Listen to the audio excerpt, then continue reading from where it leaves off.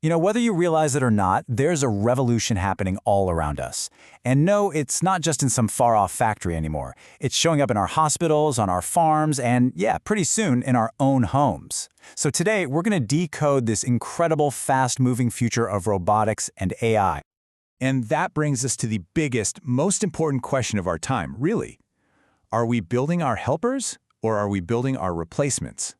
To even start to get our heads around that, we first have to look at the powerful engine that's driving this whole thing. Okay, let's dive in. So first up, the engine powering tomorrow. See, before we can really picture robots assisting in surgery or helping out around the house, we need to understand the core technologies that are making all of this even possible. The best way to think about a modern robot is like a system built on 5 main pillars, all working together. You've got artificial intelligence, that's the brain, right? It's what allows it to learn. Then you have advanced sensors and actuators, which are basically its senses and muscles. Actuators are just the bits that let it move with incredible precision. New materials science gives it a flexible, sometimes even a biocompatible body. And the whole thing is connected by what's basically a lightning-fast nervous system, edge computing and 5G. Okay, let's zoom in on edge computing for a second, because this is an absolute game changer. So instead of a robot having to send data way off to a server in the cloud and then wait for instructions, it processes all that information right there on the spot. This lets it make instant, independent decisions. Think about a surgical robot that has to react in a fraction of a second. That's the magic of edge computing. It's all about speed and autonomy. So, we've got this incredible engine. The tech is there. The question is, where is this revolution actually happening? Let's take a look at how robots are already out there remaking our world and transforming industries we depend on every single day. Just look at how widespread this is. In healthcare, we're talking about robots as surgical assistants and companions for the elderly. Over in agriculture, they're making precision farming a reality. And logistics? It's being totally turned on its head with warehouse automation and drone delivery. This isn't some sci-fi movie anymore. This is the new reality of our global economy, and it's happening right now. And the speed of all this is, well, it's staggering.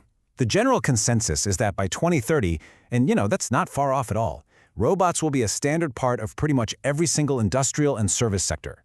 The future isn't just coming anymore, it's here. All right, let's shift gears a little bit from the factory floor to our personal lives, because the new face of AI isn't just about efficiency, it's about interaction. We are talking about the rise of humanoid and social robots. See, the goal is no longer just about function, it's about connection.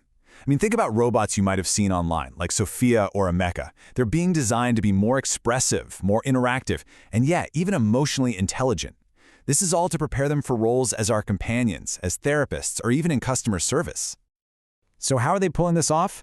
Well, it's happening in these key stages. First, they're learning to mimic our facial expressions to build a better connection. Then, through really advanced language processing, they're getting to the point where they can hold a natural conversation. And on top of that, they're learning to recognize our gestures to understand context that isn't just in our words. Each of these steps makes them feel more relatable and ultimately more useful in those social roles. And all of this brings us, of course, to the human question. As these incredibly smart machines get more and more woven into the fabric of our lives, we have to face some really big societal and ethical questions. And this is where the conversation gets truly complex. Let's start with the big one. Jobs. The immediate fear for a lot of people is mass unemployment as repetitive tasks get automated. And look, that's a real concern. But what we're also seeing is that automation is a huge engine for creating new jobs. Entirely new roles are popping up. Robot managers, AI ethicists, people who design and maintain these incredibly complex systems. The nature of work itself is changing. It's not disappearing. And it goes way beyond just employment. We're facing these other huge ethical challenges. Like, if you have robots in your home with cameras and microphones, who owns that data? That's a massive privacy question. Or, if an AI is making important decisions, how do we make absolutely sure it's not biased? And what happens to society when some of our closest relationships might be with machines? Just think about this for a second. Can we actually teach a machine to be fair? An AI learns from the data we feed it. So if our data is full of our own historical biases about race, gender, you name it, the machine is just going to learn and even amplify those prejudices. The challenge here isn't just about writing better code, it's about teaching a machine a concept of fairness that, frankly, we humans still struggle with. And then there's the emotional side of it. We are wired for connection. So as robots become more sophisticated companions for the elderly or tutors for our kids, we are going to form real bonds with them. What does that do to our human-to-human relationships?